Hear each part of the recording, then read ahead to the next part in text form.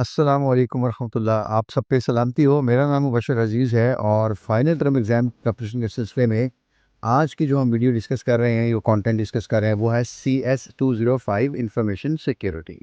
इस सब्जेक्ट की प्रिपरेशन के सिलसिले की ये पहली वीडियो है। आज की इस वीडियो में हम MCQs वाला सेक्शन डिस्कस करेंगे और वीडियो 2 या पार्ट 2 जो होगा उसमें हम इस सब्जेक्ट का सब्जेक्टिव पार्ट जो है वो रिव्यू करेंगे इंशाल्लाह। ठीक है, तो चलिए फिर क्विकली शुरू करते हैं। क्विकली आपकी मोटिवेशन के लिए और मेरी अपनी मोटिवेशन के लिए लेंसन की बात मैंने यहाँ पे कोट की हुई है। उसने बहुत अच्छी बात की कि there is no comfort in the growth zone and there is no growth in the comfort zone. यानी जब हम तरक्की करना चाह रहे होते हैं या तरक्की कर रहे होते हैं तो वहाँ पे आसानी नहीं होती उस वक़्त जब हम तरक्की कर रहे होते हैं, उस रास्ते में, उस मंज़िल तक पहुँचने से पहले। और अगर हमें आसानी चाहिए, तो फिर आसानियों में तरक्की नहीं हो सकती। तो आज मैं और आप यही देख रहे होते हैं कि आसानी मिल जाए, कोई शॉर्टकट मिल जाए, तो ऐसी सूरत में फिर तरक्की ज़रा मुश्किल हो जाएगी। तो तरक्की चाहिए या आसानी चाहिए, ये फ़ैसला मैंने और आपने करना है। और अगर तरक्की चाहिए, तो फिर थोड़ी मुश्किलात का सामना भी करना पड़ सकता है। तो if you are ready, I am ready, let's dive in. Question number one, which technique can be used to analyze and block inbound email attachments with malicious behavior? कोई ईमेल मुझे आपको मिलती है और उसके साथ कोई अटैचमेंट होती है और हमें लगता है कि शायद ये कोई मिलिशियस बिहेवियर हो सकता है। कोई अटैचमेंट जो है वो कोई ऐसी फाइल एग्जीक्यूट हो सकती है, कोई ऐसा कोड रन हो सकता है जो कि मेरे आपके सिस्टम को, हमारे नेटवर्क को या और हमारे एसेट्स या डिवाइसेस को नुकसान पहुंचा सकती है। तो कौन सी टेक्निक हम यूज़ करें ताकि उसको एनालाइज भी कर सकें और उसको ब्लॉक भी कर सकें? तो ऐसी हमारे पास ऑप्शन क्या होती है? सैंड बॉक्सिंग की। सैंड बॉक्सिंग में क्या होता है, एक आइसोलेटेड सिस्टम होता है या एक आइसोलेटेड छोटा सा एनवायरनमेंट होता है और ऐसी चीज़ें जो है वो वहाँ मूव कर दी जाती हैं आर्ज़ी तौर पे, ताकि ये देखा जाए कि अगर उनमें कोई ऐसी चीज़ है जो मेरे आपके सिस्टम एप्लीकेशंस या नेटवर्क को ख़राब कर सकती है, तो उस आइसोलेशन में वो चीज़ एग्जीक्यूट होती है। यूँ हमारा सिस्टम जो है या हमारा नेटवर्क, हमारी एप्लीकेशन जो है वो इस इफ़ेक्ट से बच जाती हैं। ठीक है? So the right option is sand boxing.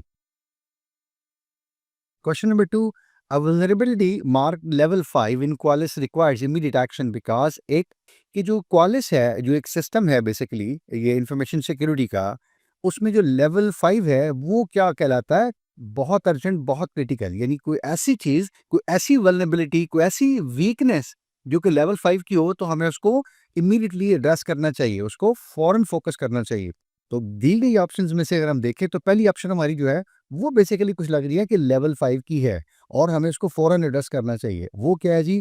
कि ऐसी कोई रिमोट एक्सप्लॉइटेशन जिसके लिए कोई ऑथेंटिकेशन रिक्वायर्ड ना हो। यानी कोई बंदा हमारे नेटवर्क से बाहर से एक्सेस कर ले, कनेक्ट कर ले, हमारे नेटवर्क में पेनिट्रेट कर सके और किसी चीज़ को एक्सप्लॉइट कर सके, हमारे डेटे को, हमारी एप्लीकेशंस को, हमारे सॉफ्टवेयर को या हमारी इन्फॉर्मेशन को। So the first option from the given is correct कि ये लेवल 5 हो सकती है और फिर मुझे आपको या हमारी ऑर्गेनाइजेशन को इमीडिएटली इसको एड्रेस करना चाहिए। Question number three, assigning resources, setting up rules, policies and communicating rules fall under dash class. तो ये जो कुछ काम है कि किसी प्लान को जब एग्जीक्यूट करना है तो उसके लिए क्या रिसोर्सेज चाहिए, यानी फाइनेंशियल रिसोर्सेज हैं, हार्डवेयर रिसोर्सेज हैं, ह्यूमन रिसोर्सेज हैं, रूल सेट करने के काम कैसे होगा, पॉलिसीज बनानी है और उनको कम्युनिकेट करना है। ये सारे काम कौन कर रहा होता है? बेसिकली हमारी लीडरशिप कर रही होती है। जो टॉप मैनेजर्स हैं, जो हमारे लीडर्स हैं, वो ये काम कर रहे होते हैं क्योंकि उनके पास अथॉरिटी होती है, उनके पास ही प्रिविलेजेस होती हैं ये वाली। Question number 4, the objective of COBIT is to help organisation. तो हमें पता है कॉबिट जो है वो एक स्टैंडर्ड भी है। जो बेसिकली इसका कोर फिलॉसफी है, जो प्रिंसिपल है वो क्या है कि ऑर्गेनाइजेशन को हेल्प करता है, ये उनको गाइडलाइंस प्रोवाइड करता है ताकि वो वैल्यू ऐड करें, वैल्यू क्रिएट करें और कस्टमर्स को वैल्यू डिलीवर करें। लेकिन क्या करें, उनके पास कुछ जो एसेट्स हैं, कुछ एप्लीकेशंस हैं, जो उनके पास चीज़ें हैं, उनको बेनिफिट्स भी मिल रहे हैं कुछ ना कुछ। लेकिन इन सब को करने के लिए, इन वैल्यू क्रिएट करने के लिए, कस्टमर को वैल्यू डिलीवर करने के लिए बहुत सारे रिस्क भी इन्वॉल्व होते हैं। तो वो ये कहता है कि आप इनको बैलेंस आउट करें, यानी बैलेंसिंग बेनिफिट्स एंड रिस्क। तो आप ये कह सकते हैं कि द फर्स्ट ऑप्शन सेज कि the creating value from IT by balancing benefits and risk. The first option is correct. ये सही लाइन करती है कॉबिट के प्रिंसिपल्स के साथ या उसकी गाइडलाइंस के साथ। Question number 5, during VM execution यानी vulnerability management execution who patches systems but does not own vulnerability risk. यानी ये हमारे पास वीएम एग्जीक्यूशन है, जारी बात है हम प्लान करते हैं, फिर उसके बाद उसको एग्जीक्यूट करते हैं, फिर रिव्यू करते हैं और उसके बाद फिर ये पूरा एक लाइफ साइकिल है वल्नरेबिलिटी मैनेजमेंट का। तो ये सवाल है कि जब वल्नरेबिलिटी मैनेजमेंट की एग्जीक्यूशन हो रही होती है तो कौन सिस्टम को पैच करता है, यानी हॉट फिक्सेस हैं, कोड्स हैं, अपडेट्स हैं, वो कौन पैच करता है, वो किसकी जिम्मेदारी होती है? हमारे आईटी ऑपरेशंस की। और ये भी साथ कहा गया है कि वो ओन नहीं करते, जो रिस्क इन्वॉल्व है उस वल्नरेबिलिटी के साथ, उस वीकनेस के साथ, उसको वो नहीं करते, क्योंकि ऑन कोई और टीम करती है, वो हमारी इंफॉर्मेशन सिक्योरिटी की टीम होती है। लेकिन आईटी ऑपरेशंस या आईटी सपोर्ट के जो लोग होते हैं वो क्या करते हैं? सिर्फ पैचेस को, उन कोड्स को, उन हॉट फिक्सेस को वो टेस्ट करते हैं और डिप्लॉय करते हैं, या फिर उनको पैच करते हैं, सिस्टम्स को अपडेट करते हैं। 6 app program are a code that takes advantage of a security hole या vulnerability या weakness in an application or a system for an attacker's benefit। एक ऐसा कोड हो सकता है, कोई एक पीस ऑफ कोड हो सकता है, कोड स्नैपेट हो सकता है, प्रोग्राम हो सकता है, एप्लीकेशन हो सकती है। वो क्या करती है? वो एक सिक्योरिटी होल या वीकनेस या वल्नरेबिलिटी हो सकती है, उसका एडवांटेज लेती है। किसी भी सिस्टम के अंदर ये वीकनेस हो सकती है, किसी सॉफ्टवेयर के अंदर भी वीकनेस हो सकती है। इसका बेनिफिट किसको होगा? ज़ाहिर बात है अटैकर को होगा। तो इस चीज़ को हम क्या कहते हैं? एक्सप्लॉयटेशन या एक्सप्लॉइट। और इस प्रोसेस को, कि जब हैकर जो है या अटैकर वो किसी एप्लीकेशन या किसी प्रोग्राम को यूज करते हुए हमारे सिस्टम या हमारी एप्लीकेशंस को एक्सेस करता है और उस वल्नरेबिलिटी या उस वीकनेस का फायदा उठाता है, तो इस प्रोसेस को हम कहते हैं exploitation.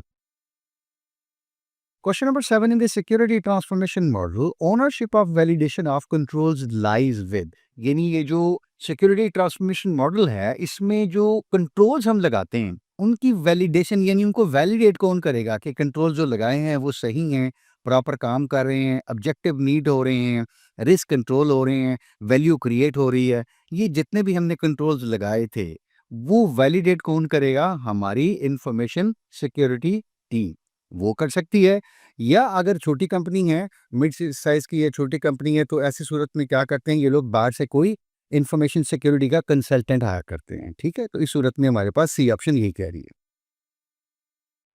Question number 8, where should source code be kept at best practices. यानी कोई ना कोई हमारे पास एक मॉडल है जो ये कहता है कि आप अपनी जो सोर्स कोड हैं उनको आप कहाँ रखें, यानी कहाँ उनको स्टोर करें, सेव करें, रिपोजिटरी कौन सी होनी चाहिए। बेस्ट प्रैक्टिसेस जो हैं वो इस हवाले से क्या कहती हैं? तो आपने शायद पढ़ा होगा, हमारे पास एक वर्जन कंट्रोल सिस्टम होता है। ठीक है, एक वर्जन कंट्रोल सिस्टम होता है, ये हमारी फाइल्स के साथ भी हो सकता है, हमारे सोर्स कोड के लिए भी हो सकता है। जब हम फाइल्स क्रिएट करते हैं, एक तो ये सिक्योर रहती हैं और दूसरा ये होता है कि वर्जन कंट्रोल से पता चल जाता है कि जो पहले फाइल क्रिएट की गई थी उसका वर्जन 1 था और उसमें कुछ चेंजेस की गई थी, तो हो सकता है कि मैं और आप उसका वर्जन 1.1 रख लें। उसके बाद मज़ीद उसमें कुछ चेंजेस हुई, तो हो सकता है हम उसका वर्जन जो है वो उसकी एक और कॉपी बना के 1.2 रख लें। यूँ हमारे पास फाइल जो है वो अपडेट भी हो रही है और ये भी पता चल रहा है बेसिकली कि पहली और दूसरी फाइल में क्या डिफरेंस है और दूसरी और तीसरी फाइल में क्या डिफरेंस है। बजाय कि हम एक फाइल के ऊपर ही ओवरराइट करते जाएँ और हमें पता ही नहीं चले कि पहले हमने क्या लिखा, बाद में क्या लिखा और उसके बाद क्या चेंज किया। तो ये बेस्ट प्रैक्टिसेस क्या हैं कि आप कोड को और या बाकी फाइल्स को, जो डॉक्यूमेंटेशन है, उनको कहाँ रखें या कैसे रखें, कैसे ट्रीट करें? वर्जन कंट्रोल सिस्टम में। 9 है, एज पर ISO 20001 operating procedure should be. ठीक है, ये स्टैंडर्ड है ISO 20001 दैट रिक्वायर्स के लिए documented procedures to be available to those who need that. यानी आपने जो ऑपरेटिंग प्रोसीजर बनाए हैं, प्रोसीजर क्या होता है? बेसिकली आपने कोई काम करना है तो स्टेप बाय स्टेप उस काम को करने का प्रोसेस क्या है, तरीकाकार क्या है। तो जब आप उन तरीकाकार को जब लिखेंगे, लिख के उन लोगों के लिए इस्तेमाल के लिए रखेंगे नहीं, उनके लिए अवेलेबल नहीं होंगे, तो वो काम कैसे करेंगे? यानी मुझे आपको जब को प्रोसीजर बना लिए हमने, तो फिर जारी बात है हमने प्रोडक्शन के लिए प्रोसीजर बनाए, तो जो प्रोडक्शन मशीनों पे लोग काम कर रहे हैं, हमें ये प्रोसीजर उनको शेयर करने चाहिए। ट्रेनिंग तो होती है, लेकिन इसके बावजूद बाकी सॉफ्ट कॉपी में और आप कहीं जाते हैं किसी नई जगह जॉब करने के लिए, तो बहुत सारे प्रोसीजर हमें भी मिलते हैं, हम भी फॉलो करते हैं, राइट? तो एनीवेज, कहने का मकसद ये है कि ISO 20001 जो स्टैंडर्ड है वो ये कहता है कि जी आपके जो प्रोसीजर्स हैं उनको आप डॉक्यूमेंट भी करें और उन लोगों को जिनको ज़रूरत है उनके साथ शेयर भी करें, उनकी अवेलेबिलिटी में होनी चाहिए, उनको एक्सेस भी करवाएं और उनके पास होने चाहिए। 10 seems to conducting a successful security transformation project is more challenging in A। यानी ऐसा महसूस होता है कि जो सिक्योरिटी ट्रांसफॉर्मेशन प्रोजेक्ट है ये बहुत चैलेंजिंग हो सकता है या होता है। लार्ज साइज ऑर्गेनाइजेशन में, मीडियम, स्मॉल में, किस साइज में हो सकता है? अब आप अंदाजा करें ना कि हमें सिक्योरिटी ट्रांसफॉर्मेशन प्रोजेक्ट को ही कहीं न कहीं कैरी ऑन करना है, एग्ज़ीक्यूट करना है। तो यकीनन जो बड़ी साइज़ की कंपनीज़ हैं, वहाँ मसाइल हो सकते हैं। वो ये चैलेंजिंग हो सकता है क्योंकि वहाँ पे लोग ज़्यादा हैं, वहाँ पे सॉफ्टवेयर बहुत ज़्यादा यूज़ होते हैं। मुमकिन है वहाँ सीआरएम्स हों, एसएपीज़ हों, ईआरपीज़ हों, डेटाबेसेज़ हों, क्लाउड की एप्लीकेशंस हों, एंड्रॉयड एप्लीकेशंस हों, सिस्टम बहुत ज़्यादा हैं, फ्लोर्स बहुत ज़्यादा हैं, लोग बहुत ज़्यादा हैं, production, operation, sales, finance, HR etcetera, etcetera. तो ये क्या होगा, जो बड़ी कंपनीज़ हैं, वहाँ पे ये मॉडल या सिक्योरिटी ट्रांसफॉर्मेशन प्रोजेक्ट्स जो हैं, ये एग्ज़ीक्यूट करना काफ़ी चैलेंजिंग काम होता है। 11 है stage or layer 3 of security transformation refers to. हमारे पास जो सिक्योरिटी ट्रांसफॉर्मेशन का मॉडल है वो बेसिकली क्या कहता है कि आपके पास फर्स्ट लेयर पे हार्डनिंग होती है, सेकंड लेयर पे आपके पास वीएम या वल्नरेबिलिटी मैनेजमेंट होती है, थर्ड लेयर पे आपके पास क्या होता है, सिक्योरिटी इंजीनियरिंग। ठीक है, ये आपके पास बी ऑप्शन है। 12 है dash should be use to ensure that critical system files have not been altered. यानी कोई एक सिस्टम है, कोई एक चीज है, कोई प्रोसेस है, वो कहता है कि जी आपकी जो फाइल है, ठीक है, क्रिटिकल सिस्टम फाइल्स खासकर, एक तो फाइल्स भी नहीं बल्कि क्रिटिकल सिस्टम फाइल्स, वो अल्टर नहीं होनी चाहिए। यानी कोई एक टूल, एप्लीकेशन है, सॉफ्टवेयर है, वो कहता है कि जी इस चीज़ की गारंटी है या इस चीज़ की श्योरिटी होनी चाहिए कि जो आपकी क्रिटिकल सिस्टम फाइल्स हैं वो किसी ने ना चाहते हुए जानबूझ के जो कि नहीं होनी चाहिए थी और उसने अल्टर कर दी, उसमें तब्दीली कर दी, एडिटिंग कर दी, ठीक है, मॉडिफिकेशंस कर दी। तो हमारे पास एक चीज़ है, उसको हम कहते हैं file integrity monitoring. Make sure करते हैं कि फाइल जो है वो अनवांटेडली एडिट, अल्टर, चेंज या अपडेट, मॉडिफाई, अमेंडमेंट उनके अंदर ना हो। 13 है which statement best explains the importance of port scanning in a vulnerability assessment। कोई एक स्टेटमेंट हमें बतानी है जो कि बेसिकली इंपॉर्टेंस बता रही है किस चीज़ की, पोर्ट स्कैनिंग के अंदर। पोर्ट क्या होती है, बहुत सारी हमारी एप्लीकेशंस हैं, ये कुछ लॉजिकल नंबर्स होते हैं, आप ये समझ लीजिए सिस्टम के ऊपर, जिनके ऊपर ये पोर्ट्स काम करती हैं या ये एप्लीकेशंस एग्जीक्यूट होती हैं। सबसे आसान मिसाल आपने देखी होगी कि हम जो वेब ब्राउज़र में वेबसाइट एक्सेस करते हैं वो एचटीटीपी की ट्रैफ़िक होती है। हाइपर टेक्स्ट ट्रांसफर प्रोटोकॉल आपने सुना होगा, पढ़ा होगा, ज़रूर आप जानते भी होंगे। और ये एचटीटीपी की ट्रैफ़िक जो है, ये प्रोटोकॉल कौन-सी पोर्ट यूज़ करता है? पोर्ट 80। इसी तरह एफ़टीपी होती है, इस तरह एचटीटीपीएस हो सकती है, टेलनेट हो सकती है, आप ईमेल भेजती हैं, एसएमटीपी हो सकती है, ठीक है? आईमैप, पॉप, ये सारी बहुत सारी एप्लीकेशंस हैं जो बहुत सारे प्रोटोकॉल यूज़ करती हैं, वो डिफरेंट पोर्ट नंबर के ऊपर सर्विसेज़ जो है वो परफ़ॉर्म होती हैं, जैसे डीएनएस की है, डीएचसीपी की है, वगैरह-वगैरह। तो पोर्ट स्कैनिंग जो है ना, ये अटैकर्स का, ये हैकर्स का एक एक आम समझ लीजिए कि उनका रूटीन का काम है कि वो देखते हैं कि कौन-सी पोर्ट्स ओपन है, किस पोर्ट्स पे कनेक्शन जो है वो सिस्टम, एप्लीकेशन या सर्वर रिसीव कर सकता है या लिसन करता है, और उस पोर्ट को फिर वो यूज़ करके कोई देखते हैं वल्नरेबिलिटी निकालने की या फिर उसके बाद एक्सप्लॉइट करने की उस सिस्टम को, उस एप्लीकेशन को या फिर उस सर्वर को। तो हमें इंपॉर्टेंस बतानी है बेसिकली पोर्ट स्कैनिंग की, जो वो क्या इंपॉर्टेंस है। तो हमारी ऑप्शन सी यहाँ पे कुछ यही बात कर रही है कि it helps find open ports early and improves accuracy by using multiple tools. Question number 14. Which ISO 20001 class ensures control remain effective over time? ठीक है, अभी हमने बात की है कि कुछ हम कंट्रोल्स लगाते हैं और वो बाद में इवैल्यूएट भी करते हैं, रिव्यू भी करते हैं कि वो इफेक्टिव भी हैं कि नहीं ओवर टाइम, राइट? तो ISO 20001 का जो स्टैंडर्ड है उसके अंदर कोई क्लास है, वो हमें बता रही है कि कौन सी क्लास ये मेक श्योर करती है कि जो आपकी कंट्रोल्स हैं वो इफेक्टिव हैं कि नहीं है ओवर टाइम। अगर इफेक्टिव नहीं है, इसका मतलब है हमें इनको चेंज करना चाहिए, उनको बेहतर करना चाहिए और उसके बाद दोबारा रिव्यू करना चाहिए। ये काम चलता रहता है, ठीक है? तो इसकी जो क्लास है उसको हम कहते हैं इम्प्रूवमेंट की क्लास है। ये बेसिकली इम्प्रूवमेंट मेक श्योर करती है कि आपने कंट्रोल्स लगाए हैं, उनको रिव्यू कीजिए, अगर वो बेहतर हैं गुड इनफ, अगर वो बेहतर नहीं है तो फिर उनको दोबारा रिव्यू कीजिए और कंट्रोल्स को रिवाइज कीजिए और फिर रिव्यू कीजिए। तो ये एक सिलसिला है कंटिन्यूस इम्प्रूवमेंट का। 15 है dash plays an instrumental role in the success of security transformation program. कोई साहब, कोई डिपार्टमेंट, कोई बंदा, कोई भी हो सकता है, वो इस पूरे जो सिक्योरिटी ट्रांसफॉर्मेशन प्रोग्राम है, इसके अंदर बहुत पिवटल, क्रिटिकल या वाइटल रोल प्ले कर सकते हैं और वो करते हैं। और वो कौन साहब हो सकते हैं? हमारी हायर मैनेजमेंट होती है कि ये लफ्ज़ है ना प्रोग्राम, इसको जरा फोकस कीजिए, कोई एक एक्टिविटी नहीं है ये होल प्रोग्राम है। यानी पूरे प्रोजेक्ट्स जो भी हैं, वो जितने भी इनिशिएटिव्स हैं, वो सारे के सारे इस प्रोग्राम के अंडर आएंगे। प्रोग्राम की डेफिनेशन शायद आपने पढ़ी होगी कि कलेक्शन ऑफ इनिशिएटिव्स और प्रोजेक्ट्स, ये सारे क्या कहलाते हैं? प्रोग्राम कहलाते हैं। तो ये पूरा सिक्योरिटी ट्रांसफॉर्मेशन जो प्रोग्राम है बेसिकली ये उस वक्त तक कामयाब नहीं हो सकता जब तक कि कंपनी की जो टॉप लीडरशिप है वो कमिटेड नहीं है, वो डेडिकेटेड नहीं है, उनकी सपोर्ट नहीं है, उनकी उनकी इंस्पायरेशन नहीं है, ठीक है, उनकी एंगेजमेंट नहीं है, right? So D option is correct from here. 16 a policy locked in a drawer violates which governance principle? हमने एक पॉलिसी बनाई, उसको दराज में रख दिया और ताला लगा दिया, तो ज़ाहिर बात है मुझे आपको क्लियरली समझ आ रही है कि लेमैन को भी कि ये तो बात गलत है। पॉलिसी तो होती है इम्प्लीमेंट करने के लिए, ठीक है, ताकि उससे कोई फ़ायदा उठाया जाए, इसीलिए वो बनाई जाती है, वरना बनाने की ज़रूरत क्या थी? कोई एक गवर्नेंस प्रिंसिपल है, पूछा गया कि ये उसकी कोई वायलेशन हो रही है, ठीक है? तो अभी हमने बात की ना, अभी हम यही कह रहे हैं कि पॉलिसी बना के सबको बतानी चाहिए। तो जो सबको बतानी चाहिए वो बेसिकली क्या है? अवेयरनेस है। यानी policy must be communicated to all employees of the company. सबको बतानी चाहिए, पब्लिकली अनाउंस करनी चाहिए, प्रिंट करके अवेलेबल करनी चाहिए, राइट? हर जगह सबको पता होनी चाहिए कि हमारी कंपनी की पॉलिसी क्या है। 17 risk rating is derived primarily from, ये जो रिस्क रेटिंग है या रिस्क रैंकिंग भी इसको कहते हैं, तो आमतौर पे इसका जो फार्मूला होता है उसमें दो चीजें होती हैं। हम ये देखते हैं कि रिस्क जो है उसका चांस कितना है, कितने परसेंट चांस है कि वो होगा, ठीक है, प्रोबेबिलिटी, इसको हम कहते हैं लाइकलीहुड। यानी लाइकलीहुड से मतलब रिस्क ये वाला हो सकता है, दिस रिस्क में अकर। और अगर हम कहते हैं कि ये ऐसा हो गया तो ये किस तरह के एडवर्स इफेक्ट डालेगा, उसको हम कहते हैं इम्पैक्ट।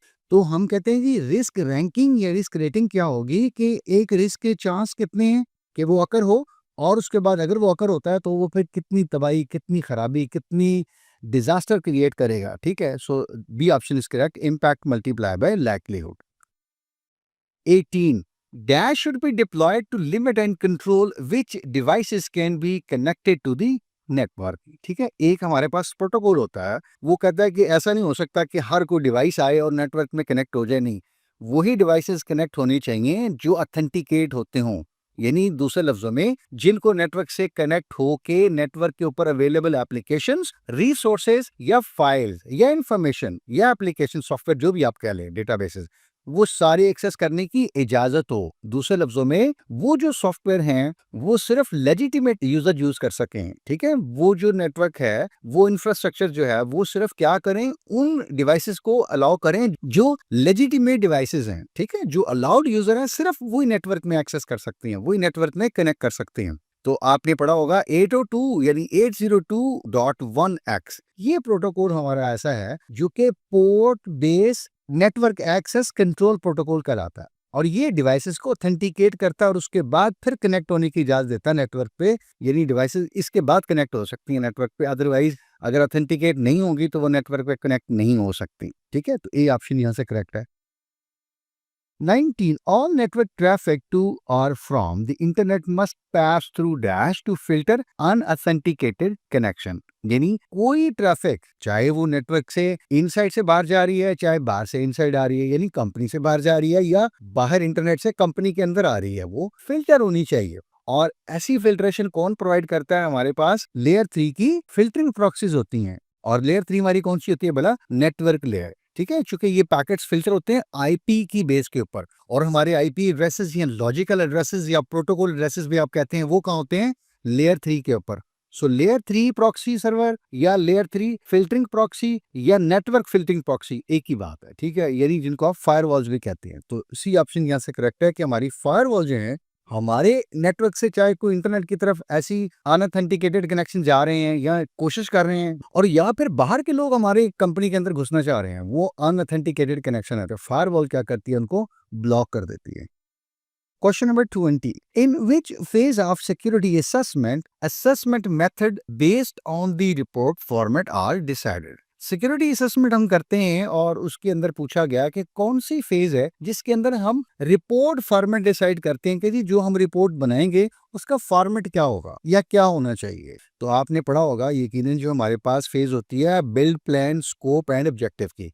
या हम डिफाइन करते हैं या बताते हैं बेसिकली ये जो सिक्योरिटी असेसमेंट कर रहे हैं हम लोग, तो जो फाइनल रिपोर्ट बनेगी वो किस तरह की बनेगी, उसका फॉर्मेट क्या होगा या उसका टेम्पलेट क्या होगा।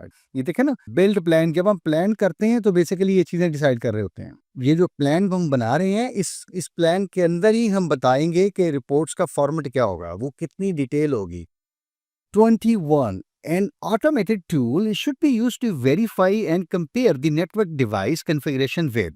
कोई एक ऑटोमेटेड टूल है, कोई एक एप्लीकेशन है, वो यूज करनी चाहिए हमें। किसके लिए? एक तो हमें वेरीफाई करना होगा और दूसरा हमें कंपेयर करना होगा। ये दो चीजें करनी होगी। किसके लिए? नेटवर्क डिवाइसेस की जो कॉन्फ़िगरेशन है, ठीक है, इस चीज को ध्यान में रखिएगा। कुछ गाइडलाइंस हैं ये वो मैं कह रही हैं, आपको टूल यूज कीजिए ये देखने के लिए, एक तो वेरीफाई कीजिए और दूसरा कंपेयर कीजिए कि जो आपकी नेटवर्क डिवाइसेस हैं उनकी कॉन्फ़िगरेशन कैसी है, अच्छी है, बहुत अच्छी है, बेहतरीन है। यानी आपने बिल्कुल ऐसे कॉन्फ़िगर किए हुए चीज़ों को जैसे कि कहा जाता है, जैसे कि गाइडलाइंस हैं, जैसे कि बेस्ट प्रैक्टिसेस हैं, राइट? तो वो जो हम कंपेयर करते हैं अपने डिवाइसेस की कॉन्फ़िगरेशन, वो किसके साथ कंपेयर करते हैं? जो सिक्योरिटी की कॉन्फ़िगरेशंस अप्रूव्ड होती हैं, जो स्टैंडर्ड है दुनिया भर में। एक राउटर या एक वीपीएन या एक फायरवॉल को इस तरह से कॉन्फ़िगर किया जाना चाहिए, ये एक स्टैंडर्ड है दुनिया भर में। तो मैं एक टूल यूज करूंगा और अपने डिवाइसेस की कॉन्फ़िगरेशन कंपेयर करूंगा किसके साथ? जो अप्रूव्ड सिक्योरिटी कॉन्फ़िगरेशन है। So first option is correct from here. 22. A complex password should be enforced to survive. यानी एक बहुत मुश्किल सा पासवर्ड मुझे आपको रखना चाहिए। आपने देखा होगा ना, जो मुख्तलिफ आप लॉगिन्स क्रिएट करते हैं, वो कहते हैं कि ये एक स्मॉल हो, एक कैपिटल भी हो, एक नंबर जरूर हो, एक स्पेशल कैरेक्टर हो, जैसे डॉलर साइन, @ साइन वगैरह वगैरह। तो ये कॉम्बिनेशन थोड़ी सी कॉम्प्लेक्स बननी चाहिए ताकि आसानी से कोई अंदाजा ना लगा सके, गेस ना लगा सके। तो ये जो कॉम्प्लेक्स पासवर्ड है, ये किस चीज को एनफोर्स करता है? ठीक है, ये किस चीज को एनफोर्स कर रहा है ताकि आप सरवाइव कर सके। किस चीज से सरवाइव कर सके?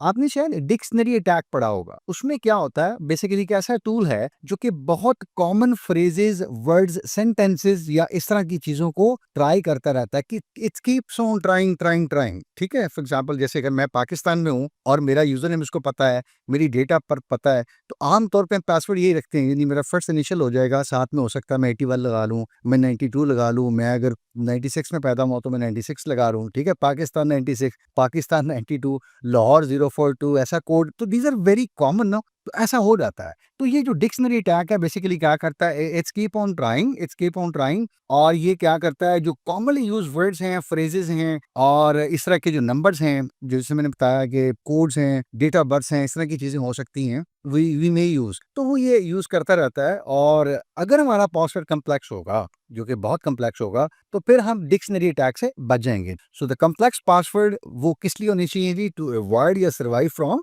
Dictionary attack. 23. Dash often acts as a cookbook for the staff to consult to accomplish a repeatable process. कोई एक चीज है जो कि कुक बुक, यानी बिल्कुल जैसे आप समझ लीजिए कोई रेसिपी बुक है, उस तरह की है जो स्टाफ के लिए है।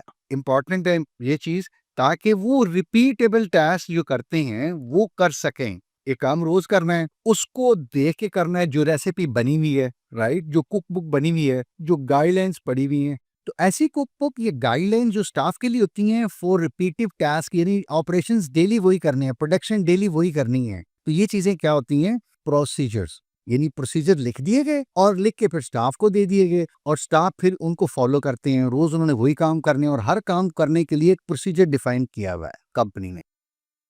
24. Dash protocol used for assigning addresses dynamically. मेरे आपके कंप्यूटर को इंटरनेट पे जाने के लिए, इवन लैन के ऊपर भी कम्युनिकेशन करने के लिए एक वैलिड आईपी एड्रेस रिक्वायर्ड होता है। अब दो ऑप्शंस है, एक तो ये है कि मैं ये आईपी एड्रेस खुद कॉन्फ़िगर कर सकता हूं, जिसको मैं कहता हूं स्टैटिक आईपी एड्रेस। दूसरा ये होता है कि if I don't know how to configure this in large networks, क्या होता है, एक सर्वर मशीन होती है जिसको हम कहते हैं DHCP server, dynamic host configuration protocol. तो अब क्या होता है, कोई भी कंप्यूटर जो है जब वो लैन पे ऑन होता है तो वो उसके पास अगर कोई आईपी एड्रेस नहीं है तो वो ब्रॉडकास्ट भेजता है, डीएचसीपी सर्वर उसको रिस्पॉन्स करता है या रिप्लाई करता है और उसके बाद फिर वो कहता है कि I need an IP address. और डीएचसीपी सर्वर जो है उसके पास एक समझ लीजिए लिस्ट पड़ी होती है जिसको हम पूल कहते हैं, तो उस पूल में से एक आईपी एड्रेस डीएचसीपी सर्वर उस मशीन को अलॉट कर देता है। तो ये डीएचसीपी है जो हमें लैन के ऊपर डायनेमिकली क्लाइंट्स को या होस्ट कंप्यूटर्स को आईपी एड्रेसेस असाइन करता है या फिर एलोकेट करता है या प्रोवाइड करता है। क्वेश्चन नंबर 25 है, which activity confirms correctness and completeness of control. ये फिर क्वेश्चन रिपीट हुआ, कुछ मिलता जुलता। इससे पहले हमने बात की थी कि आप समझ लीजिए कि हमने इंफॉर्मेशन सिक्योरिटी के कंट्रोल सेट किए हैं। तो अब कोई एक एक्टिविटी है जो ये कंफर्म करेगी कि क्या ये जो कंट्रोल लगे हैं ये करेक्ट भी हैं और क्या ये कंप्लीट भी हैं। तो कौन सी एक्टिविटी है हमारे पास? वैलिडेशन की। हम कंट्रोल्स को वैलिडेट करते हैं ये देखने के लिए कि क्या ये ठीक काम कर रहे हैं, क्या ये कंप्लीट हैं, क्या ये करेक्ट हैं। ठीक है, हमें डिजायर रिजल्ट्स मिल रहे हैं, हमारा डेटा, सॉफ्टवेयर, एप्लीकेशन, सिस्टम या फिर नेटवर्क सिक्योर है, राइट? जो ऑब्जेक्टिव हमने सेट किए थे क्या वो मीट हो रहे हैं? क्या ये सारी चीजें अलाइन और स्मूथली चल रही हैं? क्या हम कोई वैल्यू क्रिएट कर पा रहे हैं? क्या हम कस्टमर्स को वैल्यू डिलीवर कर पा रहे हैं, right? So the right option from here is the validation. 26 है, dash team has primary ownership of the vulnerability management process. यानी कौन सी टीम है कि वीएम के जो होल प्रोसेस है उनकी ओनरशिप में आता है। तो अभी हमने बात की थी इससे पहले भी कि वीएम में आईटी ऑपरेशंस वाले सपोर्ट करते हैं, लेकिन जो ऑनरशिप है वो किसकी होती है? इंफॉर्मेशन सिक्योरिटी टीम की। ठीक है, जैसे पैच अगर अपडेट करना है, पैच को टेस्ट करना है, राइट, तो वो आईटी ऑपरेशंस वाले सपोर्ट करते हैं। जो कंप्लीट ऑनरशिप है इस वल्नरेबिलिटी मैनेजमेंट या वीएम प्रोसेस की, वो किसकी होती है? इंफॉर्मेशन सिक्योरिटी टीम की। 27. The primary goals of Dash are to ensure that the investments in the IT generate business value and to mitigate the risks that are associated with the IT. यानी हमारे पास कोई एक philosophy है, वो ये कहती है कि इस बात को इंश्योर किया जाए कि जितनी इन्वेस्टमेंट की गई है आईटी के अंदर वो बिजनेस के लिए वैल्यू जनरेट करे और वो रिस्क जो एसोसिएटेड हैं बिजनेस को भी और आईटी को भी, उन दोनों को मिटिगेट करे, उनको कम करे। अगर खत्म नहीं कर सकती तो कम करे। तो ये जो फिलॉसफी है ये क्या कहलाती है? IT governance. असल में तो बिजनेस वैल्यू क्रिएट करे, लेकिन बिजनेस वैल्यू उस वक्त क्रिएट कर सकता है जब टेक्नोलॉजी उसको सपोर्ट करे। टेक्नोलॉजी इस तरह से सपोर्ट करे कि एक तो बिजनेस स्मूथली रन हो और दूसरा बिजनेस के साथ जो टेक्नोलॉजी से रिलेटेड इश्यूज हैं या रिस्क हैं ये आप कम से कम करें, अगर खत्म नहीं कर सकते तो। 28. Which of the following is the goal of performing an audit? तो नीचे दी गई हुई स्टेटमेंट्स में हमें देखना है कि उस ये ऑडिट परफॉर्म करने का या ऑडिट कैरी ऑन करने का जो पर्पस है वो क्या है, उसका ऑब्जेक्टिव क्या है, उसका फोकस क्या है। तो हमें पता है कि ऑडिट किस लिए हम करते हैं, ताकि हम ये देख सकें कि चीजें कैसे चल रही हैं, कैसे हो रही हैं। आपने देखा होगा आपकी कंपनी में भी ऑडिट होता है। नॉर्मली हमने देखा कि अकाउंट्स वालों के बेचारों को ज्यादा ऑडिट हो रहा है कि जी बजट दिया था, कितना खर्च हुआ, कहाँ खर्च हुआ, किस मद में खर्च हुआ। तो वो देखा जाता है कि जो चीजें भी हैं वो किस तरह से हैं, जैसे आपने हमने या सोचा था, प्लान की थी, उस हिसाब से हैं कि नहीं है। तो आप ये समझ लीजिए कि audit verifies the compliances against the certain criteria और स्टैंडर्ड्स। हमने कुछ क्राइटेरिया सेट किया था या स्टैंडर्ड्स बनाए थे और अब हमने देखने हैं ऑडिट करके कि क्या हमने कंप्लाई किया उनके साथ, उनको फॉलो किया, उन रेगुलेशंस को, उन रूल्स को, उन स्टैंडर्ड्स को, राइट? तो हमारी डी ऑप्शन यही कह रही है कि जो गोल है जो ऑडिट का वो बेसिकली क्या है? It focuses on how the existing configurations compare with the standard. हमारी जो आईटी सिक्योरिटी में हम इसको ट्रांसलेट करेंगे या इस लेंस से देखने की कोशिश करेंगे तो ऑडिट हमारा क्या होगा? ये बेसिकली फोकस करेगा कि हमारी जो एग्जिस्टिंग कॉन्फ़िगरेशंस हैं वो स्टैंडर्ड के साथ हम कंपेयर कर रहे होंगे, कॉन्फ़िगरेशंस का, हमारे डिवाइसेस का, हमारी एप्लीकेशंस का या किसी भी एसेट का। 29. Considering policies, the lack of management support most often results in. Policies का आप जेल में रखिए और पूछा गया है कि अगर मैनेजमेंट सपोर्ट नहीं करती तो ऐसी सूरत में क्या होगा भला? जहरी बात है कि पॉलिसीज को हम इम्प्लीमेंट नहीं कर सकते या करवा सकते। देखिए, पॉलिसीज बनती हैं या बनाती है लीडरशिप या मैनेजमेंट, इनको ट्रांसलेट करना एम्प्लॉइज तक, इनको कम्युनिकेट करना और इस चीज को मेक श्योर करना कि ये पॉलिसीज फॉलो की जाएं, ये सारी जिम्मेदारी किसकी है? लीडरशिप की है। और अगर लीडरशिप ही इसके अंदर लैक करती है या लीडरशिप की एंगेजमेंट नहीं है या वो कोई इन्वॉल्वमेंट नहीं दिखा रही, तो इसका मतलब ये है कि ये पॉलिसीज शायद इतनी अच्छी ये इम्प्लीमेंट ना हो सके, इनकी एनफोर्समेंट इतनी अच्छी ना हो। तो बी ऑप्शन यहां से करेक्ट होगी कि वीक इन्फोर्समेंट, अगर मैनेजमेंट की सपोर्ट नहीं है। क्वेश्चन नंबर 30 है, under the security transformation model which team is responsible for implementing controls, यानी कौन सी टीम है जो कंट्रोल्स को इम्प्लीमेंट करेगी हमारे सिक्योरिटी ट्रांसफॉर्मेशन मॉडल के अंदर। और वो हमें पता है इम्प्लीमेंट किसने करने होते हैं, आईटी ऑपरेशंस ने, क्योंकि जो एक्टिविटीज होती हैं फ्रंट एंड पे यही टीम परफॉर्म कर रही होती है। तो असल में तो कंट्रोल्स को यही एग्जीक्यूट, यानी कंट्रोल से रिलेटेड जो काम है वही ये एग्जीक्यूट कर रहे होते हैं। कुछ कंट्रोल्स हैं हमारे, वो कहते हैं जी कि आप एंटी इंस्टॉल कीजिए, तो वो एंटी इंस्टॉल कौन कर रहा होता है, आईटी ऑपरेशंस वाले। एक्टिव डायरेक्टरी है, यूजर ऑथेंटिकेशन है, इस तरह की बहुत सारी चीजें हैं, फायरवॉल्स हैं। एप्लीकेशन साइड की अगर हम बात करें तो हर एक कंप्यूटर के ऊपर जैसे विंडोज का डिफेंडर है, ये इस तरह की और चीजें हैं। आपने कोई ब्राउजर में प्लगइन इंस्टॉल करना है सिक्योरिटी पर्पस के लिए, तो वो भी कौन कर रहा होता है, आईटी ऑपरेशंस। तो जितने कंट्रोल्स हैं, डिजाइन करने की बात नहीं हो रही बल्कि डिप्लॉय या इम्प्लीमेंट करने की बात हो रही है, तो वो कौन करते हैं, आईटी ऑपरेशंस। 31 है, entire virus, active directory and licensed operating systems या विंडोज वगैरह इंडिकेट विच CSMM लेयर। CSMM हमें पता है साइबर सिक्योरिटी मैच्योरिटी मैट्रिक्स को कहते हैं, जिसकी 6 डिफरेंट लेयर्स हैं। अच्छा, किसी लेयर के ऊपर ये बात होती है कि एंटायर वायरस भी होना चाहिए सिस्टम में, एक्टिव डायरेक्टरी यानी यूजर्स की ऑथेंटिकेशन, उनके रोल्स और राइट्स का भी पता होना चाहिए कि कौन क्या एक्सेस कर सकता है, और जो आपके ऑपरेटिंग सिस्टम्स हैं यानी विंडोज वगैरह वो भी लाइसेंस होना चाहिए। तो CSMM मॉडल में ये जो काम है ये कहाँ डिफाइन है, हमारी सबसे जो बॉटम पे लेयर होती है या पहली लेयर जिसको हम कहते हैं फाउंडेशन लेयर, वहां पे ये क्राइटेरिया या स्टैंडर्ड्स या गाइडलाइंस जो है वहां पे डिफाइन होती हैं। 32 है, in dash assessment the tester has full access to all internal information about the targets, यानी कोई टारगेट है, कोई एप्लीकेशन है, कोई सर्वर है, कोई मशीन है, कुछ भी हो सकता है, तो उसके बारे में जो बंदा उसको टेस्ट कर रहा है उसके पास क्या है, फुल नॉलेज है, उसके पास कंप्लीट नॉलेज है जिस टारगेट को वो असेस कर रहा है। ये कोई असेसमेंट टेस्ट है बेसिकली, इसकी बात हो रही है।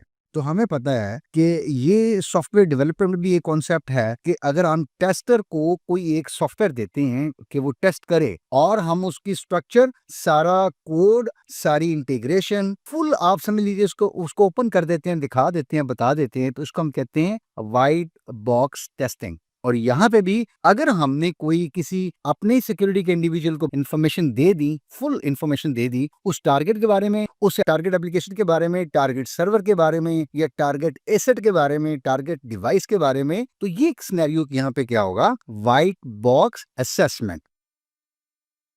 33 है, dash is design to determine whether an attacker can achieve specific goals facing the current security posture. अच्छा जी, ये कोई टेस्टिंग है, उसके बारे में कहा गया है कि वो इस तरह से डिजाइन की जाती है या की गई है, जो भी हमारी करंट सिचुएशन है, जो भी हमारी करंट सिक्योरिटी की सिचुएशन है, इसको सामने रखते हुए अटैकर जो है वो क्या अपना कोई मकसद हासिल कर सकता है, कोई कोई यानी जो वो काम करना चाहता है वो कर सकता है। यानी अगर वो हमारे मेल सर्वर को एक्सेस करना चाहता है तो करंट सिचुएशन में क्या वो कर सकता है, हमारे फाइल सिस्टम को एक्सेस करना चाहता है, क्या करंट सिस्टम में वो कर सकता है फॉर एग्जांपल। तो ये कौन सी टेस्टिंग है या कौन सा सिनेरियो है, इसको हम कहते हैं, ये इसको कहा जाता है पेनिट्रेशन टेस्टिंग। असल में पेनिट्रेशन टेस्टिंग जो है ना, ये एक बिल्कुल सिमुलेशन है, एक तरह से आप ये समझ लीजिए, ये सिमुलेशन है इस चीज को देखने के लिए कि हम एक्सप्लॉइट कर सकें जो करंट वर्नरेबिलिटीज हैं। अगर अटैकर ये काम करता है और अपना ऑब्जेक्टिव अचीव करता है तो उसके लिए भी हम ये टर्म यूज करते हैं, पेनिट्रेशन टेस्टिंग। 34 है, embedding security into SDLC software development life cycle primarily prevents. Software development life cycle की बात हो रही है, उसके कॉन्टेक्स्ट में हम देखते हैं कि हम जब एम्बेडिंग सिक्योरिटी इनटू SDLC कहते हैं तो इसका क्या मतलब होता है, हम किस चीज से प्रिवेंट करना चाह रहे हैं। Again, risk, failure, security flaws, vulnerabilities, weaknesses, इन सब चीजों से हम बचना चाह रहे हैं। और इन सब चीजों से हम बचेंगे कैसे, जब हमारा सॉफ्टवेयर जो बनेगा, एप्लीकेशन जो बनेगी वो क्या होगी, सिक्योर होगी।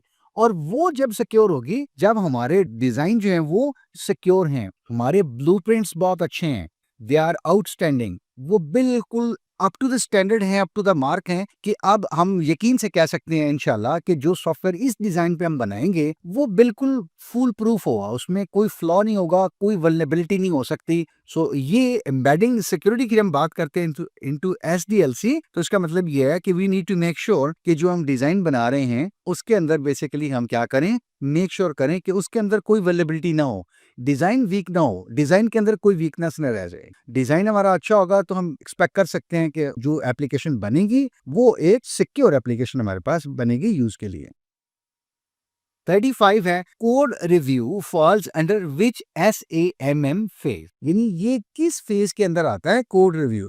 तो ये आपने पढ़ा हुआ है कि हमारे पास ये वेरिफिकेशन के अंदर आता है, ठीक है। यानी हम जब वेरिफिकेशन करते हैं तो हम देखते हैं जो डिजाइन बने हैं उसको हम रिव्यू करके देखते हैं क्या डिजाइन में कोई फ्लॉ तो नहीं है। उसके बाद फिर जो कोड लिखा गया है, क्या कोड जो लिखा गया है उसमें कोई ऐसी चीज तो नहीं फिलहाल हमें नजर आ रही कि जो कोई पोटेंशियली कल को वल्नरेबिलिटी क्रिएट कर सकती है या बन सकती है या एक्सप्लॉइट हो सकती है। तो ये यहाँ से सी ऑप्शन करेक्ट है हमारी। 36 है डैश इज और द की बेनिफिट और benefits of security transformation project implementation to an organization. एक या एक से ज्यादा कुछ बेनिफिट या बेनिफिट्स हो सकते हैं या होते हैं जब कोई भी ऑर्गेनाइजेशन सिक्योरिटी ट्रांसफॉर्मेशन प्रोजेक्ट को इम्प्लीमेंट करती है ऑर्गेनाइजेशन के अंदर।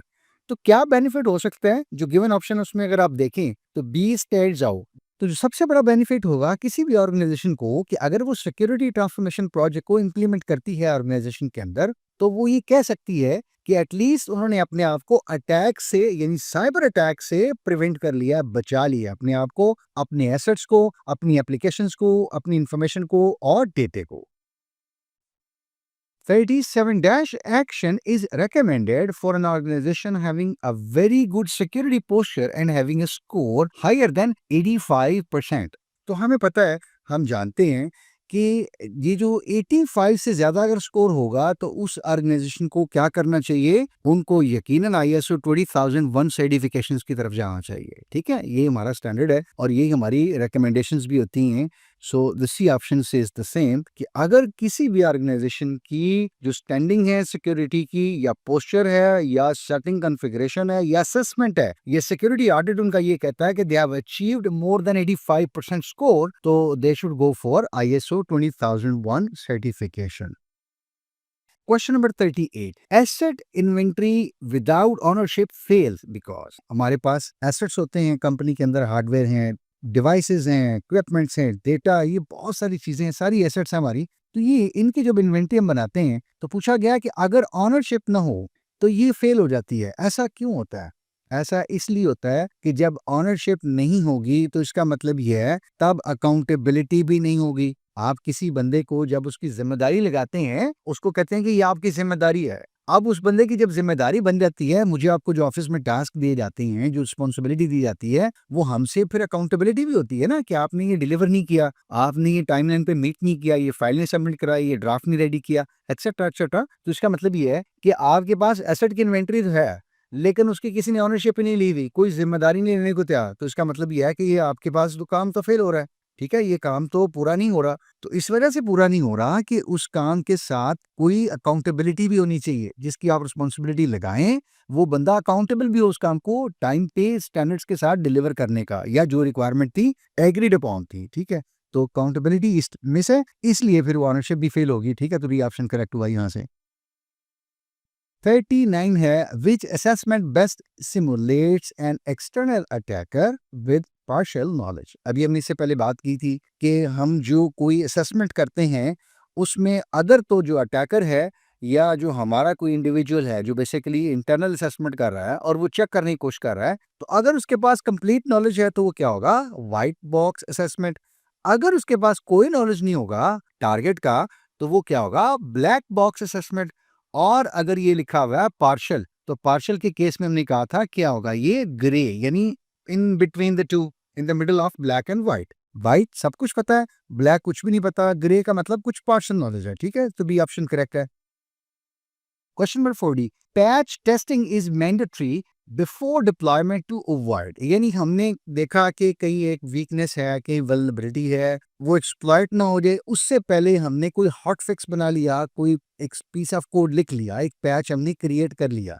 तो पूछा गया कि ये पैच डिप्लॉय करने से पहले टेस्ट करना क्यों जरूरी है। इसलिए कि बगैर टेस्टिंग के अगर प्रोडक्शन एप्लीकेशन में हमने वो पैच इंस्टॉल कर दिया या पैच आप समझ लीजिए एग्जीक्यूट कर दिया, तो मुमकिन है जो पहले एप्लीकेशन ठीक चल रही थी अब वो बिल्कुल ना चल रही हो। सो जब भी कोई पैच रन होगा, वो पहले प्रोडक्शन से जाने से पहले टेस्ट में रन होगा और वो मेक श्योर किया जाएगा कि टेस्ट रन होने के बाद भी एप्लीकेशन बिल्कुल अपने साइकिल से प्रॉपर गो थ्रू कर रही है। सो उसका कोई एडवर्स इम्पैक्ट नहीं आ रहा। ठीक है, तो इसलिए जरूरी है कि पैच एग्जीक्यूट हो, पैच प्रोडक्शन पे डिप्लॉय हो, उससे पहले हम क्या करें, चेक करें। और ऐसा चेक नहीं करेंगे तो फिर एप्लीकेशन फेल भी हो सकती है, खुदा ना खास्ता। 41 है, most of the problems associated with the weak security posture are due to.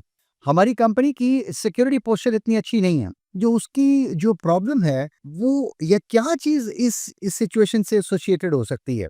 यानी लैक ऑफ अवेयरनेस, सब बंदों को पता है, इससे तो कोई फर्क नहीं पड़ता। लैक ऑफ फंड्स, ये भी जरूरी नहीं है। लैक ऑफ एक्सपीरियंस, आप ये कह सकते हैं किसी हद तक, लेकिन जो अहम चीज है वो क्या है, लैक ऑफ कमिटमेंट है। क्योंकि हम बार बार कह रहे हैं कि जो कोई भी इंफॉर्मेशन सिक्योरिटी का प्रोग्राम है वो उस वक्त तक कामयाब नहीं हो सकता जब तक कि कंपनी की लीडरशिप, कंपनी की जो टॉप मैनेजमेंट है, उनकी इन्वॉल्वमेंट ना हो, उनकी सपोर्ट ना हो, उनकी इंगेजमेंट ना हो, उनकी कमिटमेंट ना हो।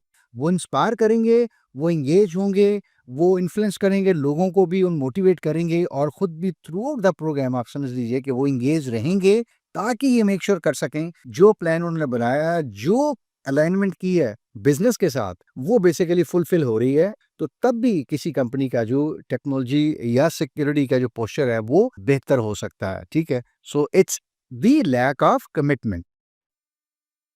42, the information security policy needs to be. जो इंफॉर्मेशन सिक्योरिटी की आपने पॉलिसी बनाई है कि ये होना चाहिए, हम ये कर रहे हैं, ये हम करेंगे, वगैरह वगैरह, तो जो भी पॉलिसी है उसको क्या होना चाहिए?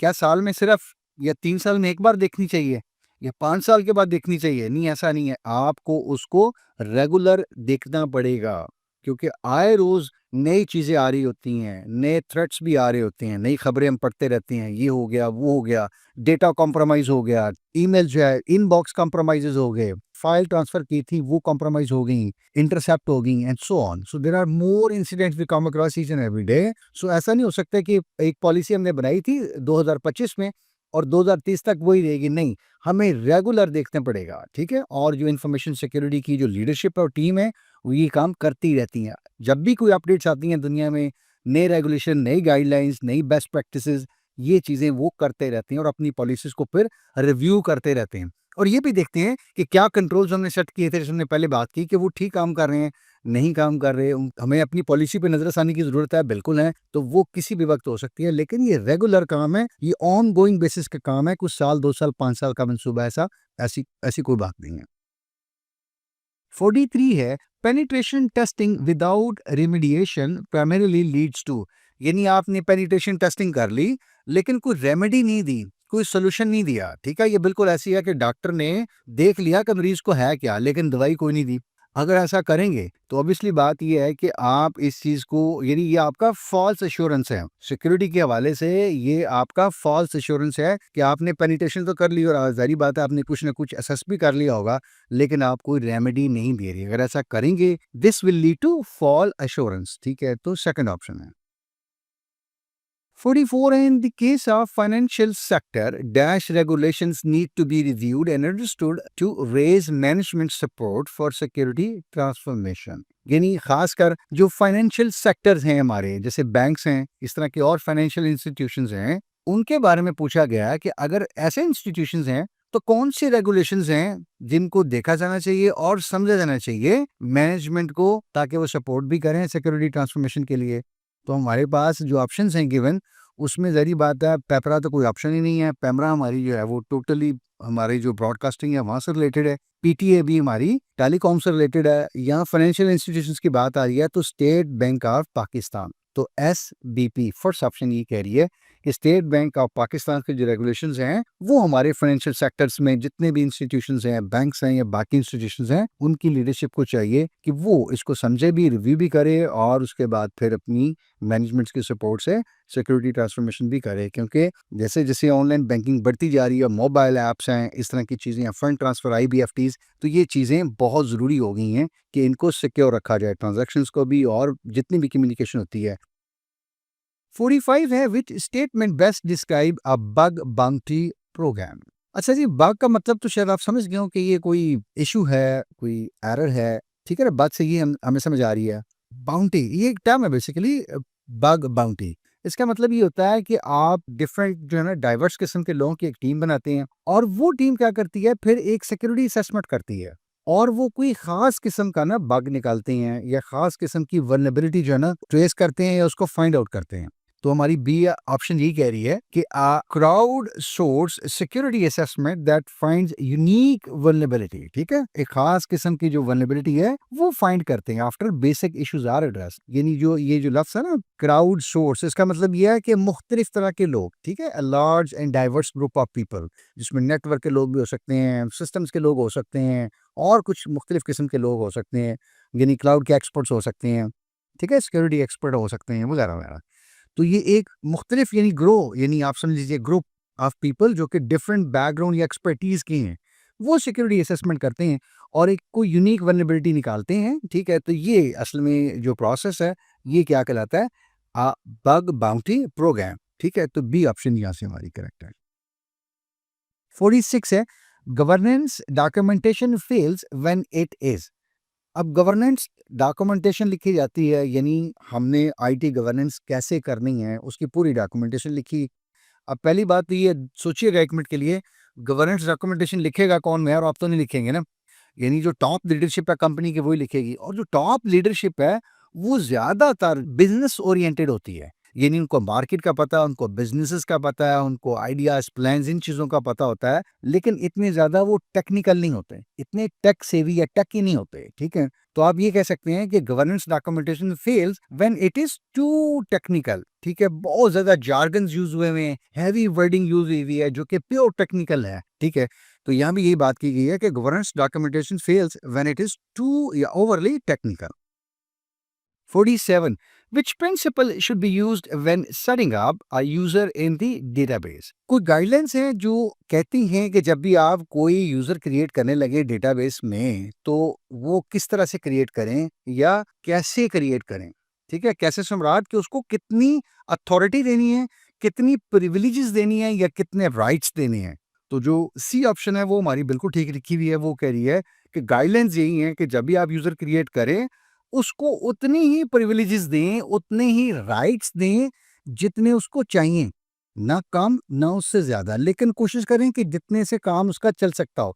बिल्कुल ऐसी बात ही है, दोस्ताने में या भाईबंदी में आप मैं कहूँ कुछ पैसे दे दें तो आप यही कहेंगे ना कि यार कितने को चाहिए ये तुम्हारा गुजारा हो जाए। तो मैं कहूँ यार 10,000 से हो जाएगा, तो आप कहेंगे ठीक है, आपके पास हो सकता है मिलियंस हो, लेकिन आप मुझे कहेंगे आपका 10,000 से गुजारा हो सकता है तो आप 10,000 ही लें। मैं आपको 9 भी नहीं दे रहा, मैं आपको 11 या 15 भी नहीं दे रहा। सो यही प्रिंसिपल ये कहता है कि जब भी यूजर क्रिएट करें ये देखें कि उसको जितनी जरूरत है कम से कम, जिससे उसका गुजारा हो जाए, उतने राइट्स उसको दें, उतनी प्रिविलेजेस दें। ठीक है, तो C option is the correct कि principle of least privileges. 48. Security engineering differs from hardening because. अच्छा, दो कॉन्सेप्ट हैं, एक हार्डनिंग है हमारा और एक सिक्योरिटी इंजीनियरिंग है। देखिए, जो हार्डनिंग है ना वो हमारे पास क्या होता है, लेयर 1 पे होता है। ये सबसे जो बॉटम पे काम होता है ना वो हमारे IT ऑपरेशंस वाले करते हैं। वो क्या होता है, हार्डनिंग। सही है, कॉमन आपने देखा है कि पैच फिक्सिंग, पैच डिप्लॉयमेंट्स, इस तरह के काम होते हैं। जबकि जो सिक्योरिटी इंजीनियरिंग है ना बेसिकली, ये इंजीनियरिंग, इसका मतलब क्या होगा कि पूरा डिजाइन, पूरा आर्किटेक्चर, ठीक है, अ बिगर पिक्चर, तो ये डिजाइन से रिलेटेड है। राइट, ये ऊपर की लेयर में अगर आप देखें तो लेयर 3 में आता है।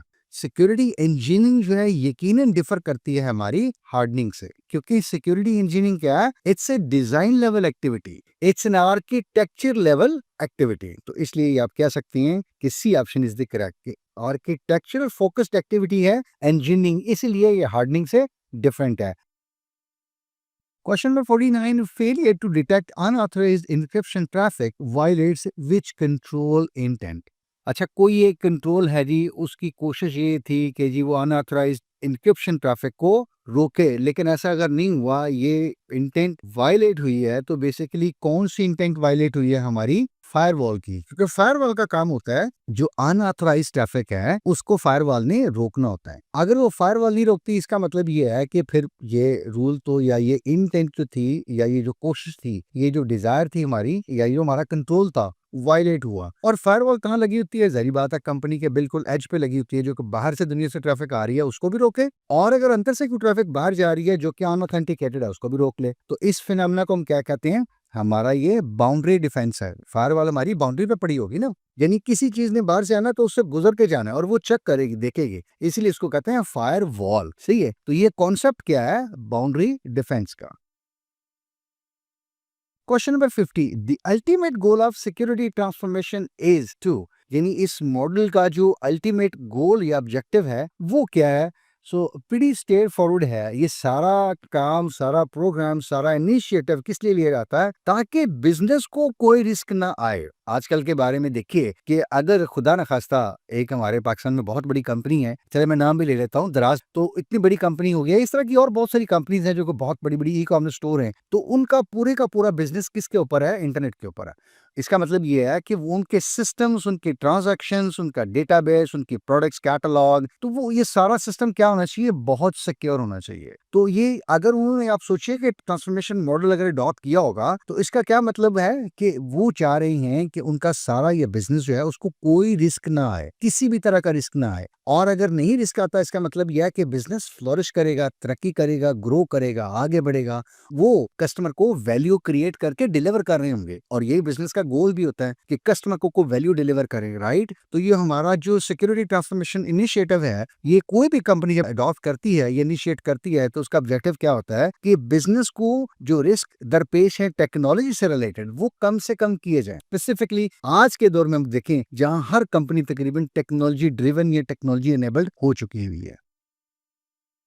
क्वेश्चन नंबर 51 है, continuous monitoring capabilities indicate maturity eight विच CSMM लेयर। तो ये सवाल है कि जी जो हम कॉन्टिन्यूस मॉनिटरिंग करते हैं, बेसिकली ये CSMM की किस लेयर के ऊपर होती है? तो हमें पता है कि हमारे पास CSMM की लेयर्स कितनी होती हैं? 6 लेयर्स होती हैं, फाउंडेशन से लेकर सिक्योर तक। तो जो कॉन्टिन्यूस मॉनिटरिंग है, ये कैपेबिलिटी किस लेयर के ऊपर होती है? हमारे पास लेयर नंबर 5 के ऊपर है। ठीक है, ये देखिए आप, लेयर नंबर 5 के ऊपर है। So the option C is correct, monitored. ठीक है, अगर आप मॉनिटरिंग के लफ्ज से भी निकाल लेना ये, तो ये देखिए, इसको आप क्लू से मिला सकते हैं कि मॉनिटरिंग, मॉनिटर्ड। सही है, तो ये लेयर नंबर 5 है या मॉनिटर्ड की लेयर है। 52 है, what is the core function of security information and event management SIEM system. यानी ये जो SIEM सिस्टम है, इसका कोर फंक्शन क्या होता है? तो हमें पता है SIEM यानी security information and event management का मकसद क्या होता है कि सिक्योरिटी से रिलेटेड जो इवेंट्स होते हैं ना, उनको मॉनिटर करना, फिर ये देखना कि क्या वो इवेंट किसी रिस्क का बायस बन सकते हैं, और क्या ये रिस्क बिजनेस को इम्पैक्ट कर सकता है, कितना कर सकता है, वगैरह वगैरह। तो असल में तो हमें देखना होता है कि ये जो सिक्योरिटी से रिलेटेड इवेंट्स हैं, हम इनको मॉनिटर भी कर रहे हों और उनको फिर एनालाइज भी कर रहे हों। यहाँ पे भी जो लफ्ज है ना, इवेंट, ये देखिएगा, ये अगर आप कहें तो ये क्लू भी मिला सकते हैं। बाज़ का अगर एग्जाम में आप आंसर भूल जाएं, तो एटलीस्ट कुछ कीवर्ड्स होते हैं क्वेश्चन में, उनको थोड़ा देख लिया करें, कहीं ना कहीं वो डॉट्स को कनेक्ट कर रहे होते हैं। 53 है, which control is primarily detective rather than preventive. यानी एक कोई कंट्रोल हम लगाते हैं, वो क्या है? डिटेक्टिव है रादर देन प्रिवेंटिव। ठीक है, ये दो लफ्जों पे गौर कीजिएगा। प्रिवेंटिव क्या होता है कि आप कुछ ऐसा कंट्रोल लगाते हैं कि कुछ हो ही ना। आपने सैनिटाइजर लगा लिया तो अब आप यानी बच सकते हैं मुख्तलिफ जर्म्स वगैरह से, तो ये क्या? प्रिवेंटिव है। डिटेक्टिव ये है कि खुदा न खास्ता आपको, मुझे फ्लू हो गया और डॉक्टर ने बता दिया डिटेक्ट करके, वो आपको तो फ्लू हो गया है, तो ये क्या? डिटेक्टिव है। तो पूछा गया है कि कौन सा कंट्रोल जो है वो डिटेक्टिव है, ना कि क्या है? प्रिवेंटिव है। तो ये बेसिकली हमारे पास जो फाइल इंटेग्रिटी मॉनिटरिंग होता है, FIM, ये क्या होता है? ये डिटेक्टिव होता है, प्रिवेंटिव नहीं होता। यानी ये पहले से रोक नहीं सकता कि किसी फाइल में तब्दीली ना हो, फाइल चेंज ना हो, ऐसा तो नहीं कर सकता। हाँ, अलबत्ता फाइल्स के अंदर चेंजेस हो जाएँ जो कि अनवांटेड हैं या अनऑथोराइज़्ड हैं, जो हम नहीं चाह रहे होते, तो ऐसी सूरत में ये एफआईएम जो है वो डिटेक्ट कर लेता है कि there are unwanted unauthorised changes in the files. तो ऑप्शन सी यहाँ हमारी करेक्ट है। This is file integrity monitoring. ये कंट्रोल जो है ये क्या डिटेक्टिव है जबकि प्रिवेंटिव नहीं है। 54 है security awareness training mainly address which type of risk. Security awareness आपने कर दी, आपने ट्रेनिंग भी करवा दी, लोगों को बता दिया कि क्यों जरूरी है, कैसे जरूरी है। अब ये किस चीज को, किस एरिया को या किस टाइप ऑफ रिस्क को यानी एड्रेस करती है। ये जो अवेयरनेस आपने फैलाई है या जो अवेयरनेस क्रिएट की है, तो सिक्योरिटी की जो अवेयरनेस क्रिएट की है आपने ट्रेनिंग के दौरान या ट्रेनिंग के थ्रू, पूछा गया है कि वो किस टाइप के रिस्क को एड्रेस करती है। ठीक है, तो सिक्योरिटी की ट्रेनिंग किसकी कराएगी भला? इंसानों की, हमारी, मेरी, आपकी कंपनी के अंदर हमारी ट्रेनिंग होगी ना, यानी हमारी अवेयरनेस वो क्रिएट करेंगे हमारे अंदर, एम्प्लॉयज के अंदर ही, ठीक है, वर्कर्स के अंदर ही। तो इसका मतलब क्या है कि ये कौन सा एरिया आइडेंटिफाई यहाँ पे किया गया है? Human risk. कि security awareness training mainly addresses human risk. कि सिक्योरिटी ट्रेनिंग, ये अवेयरनेस जो क्रिएट की गई है ये ह्यूमंस के लिए और ह्यूमन रिस्क को एड्रेस करती है, ताकि वी ह्यूमन हम किसी चीज को मिसयूज ना करें। क्वेश्चन नंबर 55 है the process of removing unnecessary services and strengthen configurations is called. यानी दो काम किए हमने, एक तो ये किया कि वो सर्विसेज जो शायद जरूरत नहीं थी वो रन हो रही हैं किसी एप्लीकेशन में, किसी सर्वर पे, किसी होस्ट पे या किसी और सिस्टम पे, वो अननेसेसरी सर्विसेज हमने क्या किए हैं, गैर जरूरी सर्विसेज उनको हमने रिमूव कर दिया है और हमने कॉन्फ़िगरेशन को ज्यादा क्या किया, स्ट्रेंथन किया है, रीइंफोर्स किया है। ये कौन सी एक्टिविटी है? ये हमारी सिस्टम हार्डनिंग की है। यानी सिस्टम हार्डनिंग में हम क्या करते हैं बेसिकली कि अननेसेसरी सर्विसेज को भी रिमूव कर रहे हैं और ये देख रहे हैं कि जो हमारी कॉन्फ़िगरेशंस हैं वो इंडस्ट्री स्टैंडर्ड्स या बेस्ट प्रैक्टिसेस या गाइडलाइंस के मुताबिक है, या हम देखते हैं कुछ गैप्स हैं तो उनको हम स्ट्रेंथन करते हैं। ठीक है, तो this is system hardening part B. 56 है dash is responsible for authorizing changes and further evaluating requests when the change manager determines that there is a high risk associated with these requests। तो ये किसकी जिम्मेदारी है कि वो ये देखे कि जो चेंज आई है उसके साथ हाई रिस्क भी एसोसिएटेड है। कुछ चेंज रिक्वेस्ट आई हुई हैं, एक हो सकती है, ज्यादा हो सकती हैं, उनके साथ हाई रिस्क भी एसोसिएटेड है, ये भी हमें पता है। तो कौन है वो? कोई पर्सन है, कोई डिपार्टमेंट है, कोई बोर्ड है, कोई एडवाइजरी है, वो कौन लोग हैं, कौन सा ग्रुप है या कौन सा इंडिविजुअल है जो इसको ऑथोराइज करेगा इन चेंजेस को। यानी जहरी बात है, जब भी कोई चेंज आती है तो क्या होता है बेसिकली उसका इम्पैक्ट देखा जाता है। उसका अगर इम्पैक्ट कम है, ज्यादा है, जो भी उसका इम्पैक्ट है वो बकायदा उसको एनालाइज किया जाता है, फिर उसको डॉक्यूमेंट किया जाता है, फिर उसके बाद रिव्यू किया जाता है और फिर देखा जाता है कि वो चेंज इंप्लीमेंट करनी भी है या नहीं करनी। यानी ऐसा तो नहीं है ना कि चेंज इंप्लीमेंट तो हम कर रहे हैं लेकिन नुकसान बहुत हो रहा है, फायदा कम हो रहा है, तो फिर क्या फायदा होगा चेंज करने का? ज़ाहिर बात है। तो ये क्या होता है, एक इम्पैक्ट एनालिसिस होता है। तो ऐसी सूरत में कि जहाँ पे हाई रिस्क भी इन्वॉल्व है चेंजेस के साथ, तो हमारे पास आपने पढ़ा होगा एक चेंज बोर्ड होता है या कमिटी होती है, ठीक है? उसको ये रिस्पॉन्सिबिलिटी उसकी होती है कि वो ऑथराइज करती है इम्पैक्ट एनालिसिस को प्रॉपरली केयरफुली रिव्यू करने के बाद। तो सी ऑप्शन हमारी ये कह रही है कि चेंज एडवाइजरी बोर्ड, ये जिम्मेदारी इसकी है, ये रिस्पॉन्सिबल होगा for authorising all those changes जिनके साथ हाई रिस्क एसोसिएटेड है। 57 which is a reactive security activity. Reactive क्या है? Reactive on the other side के एक काम हो जाता है और उसके बाद फिर हम कोई एक्शन लेते हैं। वैसे हमारा सारा मुल्क जो है ना वो अनफॉर्चुनेटली रिएक्टिव ही है, राइट? जब तक हमारे ग्रेड्स को डाउन नहीं आते हम भी नहीं हिलते, किताबें नहीं पकड़ते, तो हम भी रिएक्टिव ही हैं। तो रिएक्टिव मतलब कि एक एक काम हो गया और उसके बदले में मुझे आपको कोई एक एक्टिविटी करनी पड़ रही है, ठीक है? ये क्या है? रिएक्टिव है। और हमारा जो इंसिडेंट रिस्पॉन्स होता है, यानी पहले कोई इंसिडेंट हो गया है और उसके बाद उसके बदले में हम जो है वो क्या कर रहे हैं, रिस्पॉन्स दे रहे हैं। हम क्विकली उठे हैं, भागे हैं, देखा हमने क्या हो गया, ओहो अच्छा, अब हम क्विकली चीजें ठीक करते हैं, फिक्स करते हैं। उससे पहले हमने कोई कुछ नहीं किया। यानी मौसम ठंडा है और मैंने कोई लिहाज नहीं रखा और कोई मैंने कुछ एहतियाती तदाबीर नहीं अपनाई और अब क्या हो गया, बुखार हो गया, अब मैं भाग रहा हूँ, अब मैं डॉक्टर के पास भी जा रहा हूँ, अब मैं बॉयल अंडा भी खा रहा हूँ, यखनी सूप भी पी रहा हूँ, ठीक है? तो ये क्या है, मेरा एक रिएक्टिव अप्रोच है, मेरी एक रिएक्टिव अप्रोच है, ठीक है? तो पूछा गया था कि which is a reactive security activity. तो एक इंसिडेंट रिपोर्ट हुआ और उसके बाद फिर क्या हुआ, इंसिडेंट का रिस्पॉन्स आया, टीम ने क्या किया, रिस्पॉन्स दिया, उन्होंने उसको आइसोलेट किया, होस्ट को, उस वेब को, सर्वर को डाउन किया, या जो भी इंसिडेंट था उससे रिलेटेड उस एसेट को उन्होंने कंट्रोल किया, और ताकि उसका इम्पैक्ट जो है या उसकी एक्सप्लॉयटेशन को कम से कम किया जाए, रिस्क को मिटिगेट या मिनिमाइज किया जा सके। ठीक है, तो बी ऑप्शन यहाँ से करेक्ट है हमारी। 58 है, which framework emphasises continuous improvement through plan, do, check and act cycle. ठीक है, बिजनेस मैनेजमेंट में हम इसको डेमिंग साइकिल भी कहते हैं। एडवर्ड डेमिंग जो है वो मैनेजमेंट के गुरु हैं, तो उनकी फिलॉसफी है ये plan, do, check and act. इसको हम पीडीसीए भी कहते हैं बिजनेस मैनेजमेंट में, और ये डेमिंग साइकिल के नाम से भी मशहूर है। अच्छा, इसको अगर हम देखें इंफॉर्मेशन सिक्योरिटी के कॉन्टेक्स्ट में, तो ये पीडीसीए जो है ये बेसिकली क्या है, आईएसओ 20001। ये वो वाला फ्रेमवर्क है जो कहता है कि आप कुछ प्लान करते हैं, उसके बाद जो आपके प्लान्स होते हैं फिर आप उनको इम्प्लीमेंट करते हैं, जो आपकी डू की फेज है या डूइंग की फेज है। और जब आप इम्प्लीमेंट करते हैं अपने प्लान्स को, तो उसके बाद फिर आप चेक करते हैं ये देखने के लिए कि जो आपने प्लान किया था, जो आपने इम्प्लीमेंट किया, क्या वो प्लान इम्प्लीमेंट हुए हैं, और जो आपने इम्प्लीमेंटेशंस की हैं क्या वो उसी तरह से जो आपके प्लान्स थे, जो आपके ऑब्जेक्टिव थे, वो मीट हो रहे हैं या नहीं हो रहे।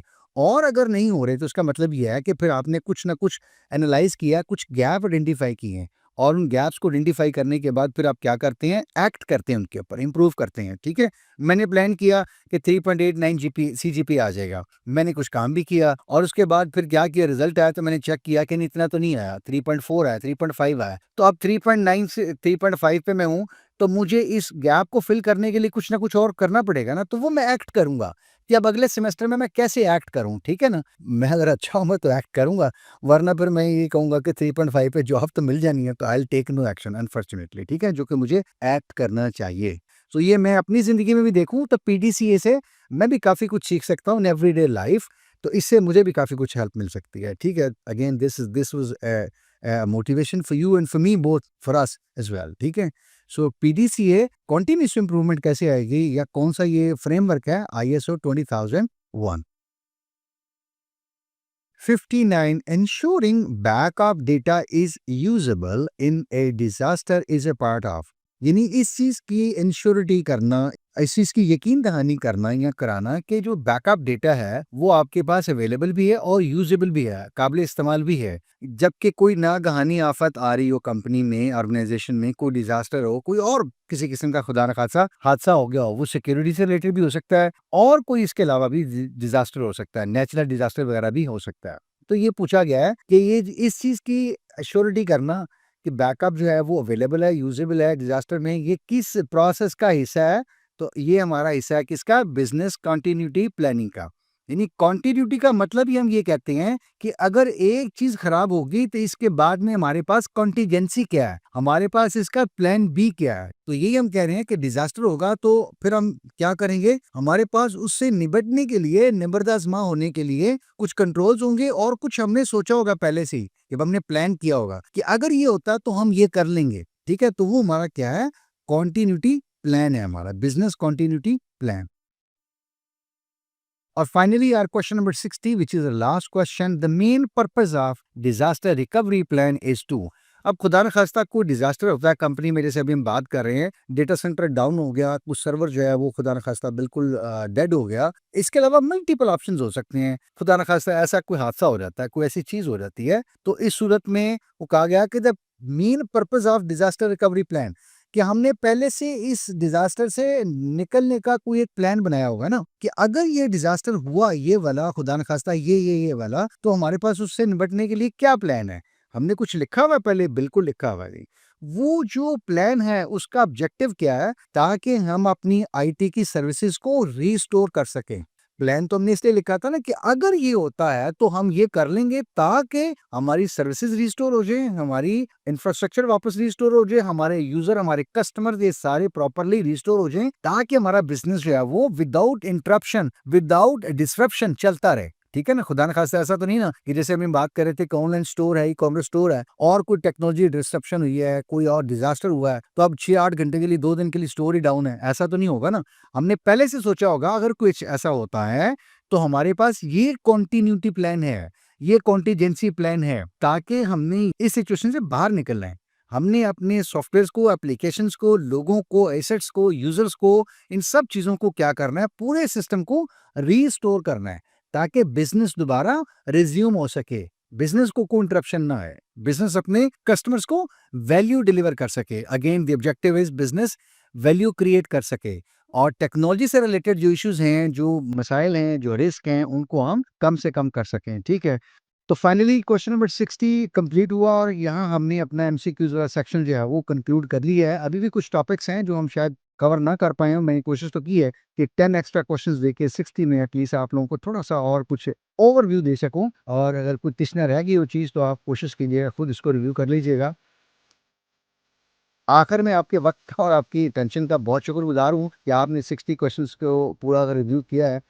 जाते-जाते बस यही गुज़ारिश होगी कि इस पूरे कंटेंट में, इस सारी काविश में, इस सारी एफ़र्ट में मैं किस हद तक कामयाब होता हूँ, ज़रूर आगाह किया करें, ज़रूर कमेंट किया करें और इन कंटेंट को क्रिएट करने के लिए काफ़ी दिन लगते हैं मेरे, तो एटलीस्ट एक आध लाइक ज़रूर किया करें, कमेंट करके बताया करें और कोई चीज़ अगर बेहतर हो सकती है, ज़रूर बताया करें। मैं भी तालिब-इल्म हूँ, आपकी आरा से बहुत कुछ सीखता हूँ, तो मुझे भी बताया करें क्या चीज़ें हैं जिनको और इम्प्रूव किया जा सकता है। तो हम इस कंटेंट की जो इफेक्टिवनेस है, इसकी क्वालिटी है, वो ज़्यादा बेहतर बनाएँ ताकि आपका एकेडमिक जर्नी जो है वो बहुत अच्छा हो, आप एक्सेल कर सकें वीयू के अंदर, ठीक है?